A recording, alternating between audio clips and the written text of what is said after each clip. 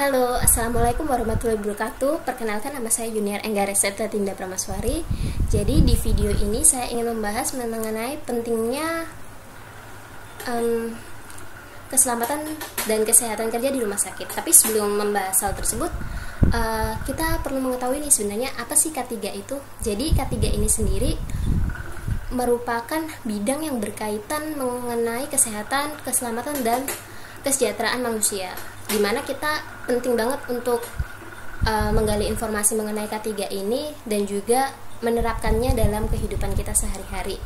Dikarenakan tujuan K3 ini sebenarnya untuk menciptakan lingkungan kerja yang aman sehingga bisa memelihara kesehatan dan keselamatan di lingkungan kerja.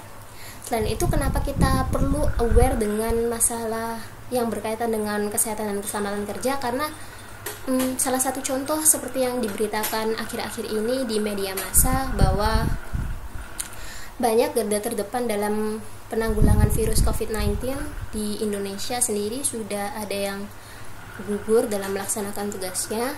Hal ini bukan hanya dikarenakan karena virus COVID-19 itu sangat berbahaya, namun juga karena kurangnya alat perlindungan diri yang tersedia, sehingga resiko tertular terhadap virus ini atau resiko kecelakaan kerja yang dihadapi oleh para pekerja medis sekarang sangat-sangat besar. Selain itu, sebenarnya di dalam kesehatan dan keselamatan kerja ini sendiri ada teori yang sangat populer yang dikemukakan oleh H.W. Hendrich, yaitu teori domino.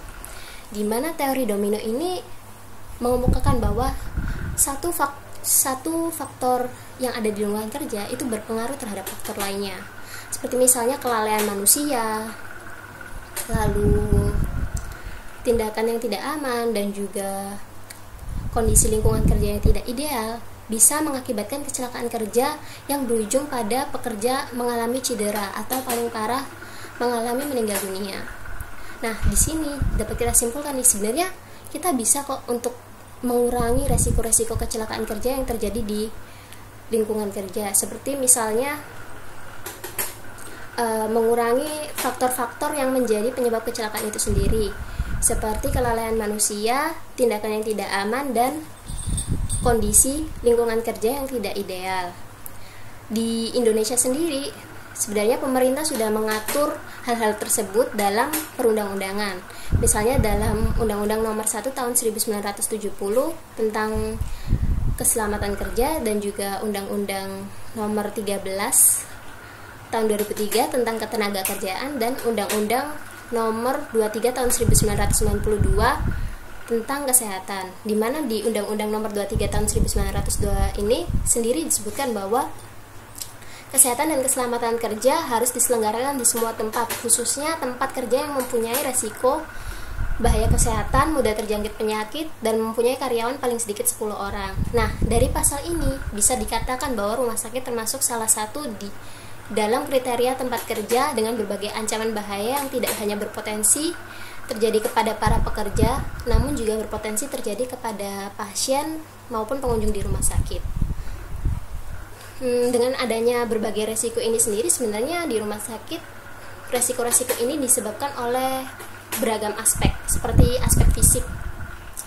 Misalnya radiografer yang bekerja di rumah sakit yang berurusan dengan X-ray dan CT scan lebih rentan terpapar radiasi, sehingga berakibat juga pada kesehatan pekerja tersebut. Selain itu juga dari aspek kimia, dikarenakan di rumah sakit terdapat beberapa bahan kimia yang menyebabkan iritasi jika terhirup. Jadi ketika bahan kimia itu terhirup bisa mengakibatkan iritasi pada saluran pernapasan dan lain-lain. Kemudian juga dari aspek biologis, yaitu seperti bakteri dan virus yang bisa rentan untuk menulari para pekerja di rumah sakit, juga para pengunjung dan pasien. Oleh karena itu, lingkungan di rumah sakit diusahakan steril mungkin agar virus-virus tersebut tidak menular kepada pekerja, pengunjung, dan pasien yang ada di rumah sakit. Selain itu, para pekerja juga diwajibkan memakai alat pelindungan diri dalam menjalankan tugasnya seperti hair cap, lalu masker dan sarung tangan. Jadi sehingga lokasi rumah sakit juga tetap steril dan bisa menjaga pekerja itu sendiri dari penularan bakteri dan virus. Kemudian selain aspek-aspek tersebut juga masih ada aspek ergonomis dan aspek psikologi. Aspek ergonomis ini sendiri lebih ke lingkungan kerja dan peralatan kerja, sedangkan aspek psikologi lebih kepada beban kerja yang diterima oleh para pekerja medis ini sendiri yang bisa mengakibatkan tingkat stres yang tinggi. Nah, berdasarkan hasil laporan dari NSC, sebenarnya NSC atau National Safety Council, sebenarnya resiko kecelakaan kerja yang terjadi di rumah sakit ini lebih besar 41% dibanding dengan di industri lain. Namun sebenarnya di Indonesia sendiri belum ada data yang tercatat dengan baik. Tapi Departemen Kesehatan pernah menyatakan bahwa resiko bahaya yang dialami oleh pekerja rumah sakit biasanya karena tertular virus, lalu potensi bahaya yang disebabkan oleh peralatan kerja seperti tertusuk jarum dan lain-lain. Nah, ada salah satu penelitian yang sudah dilakukan di Rumah Sakit Universitas Gadjah Mada, di mana dalam penelitian ini didapatkan data penyebab kecelakaan yang umum terjadi di rumah sakit tersebut. Seperti penyebab kecelakaan kerja yang paling besar yaitu dari mesin dan peralatan kerja yang bersifat portable, yaitu jarum atau instrumen bedah. Kemudian kedua karena sarana angkat dan angkut, dan yang ketiga dikarenakan organisme seperti virus, jamur, dan bakteri.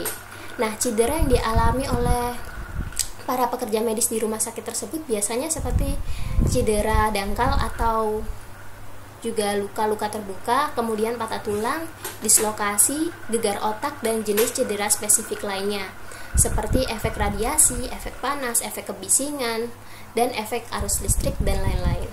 Nah, dari data-data tersebut kita bisa tahu bahwa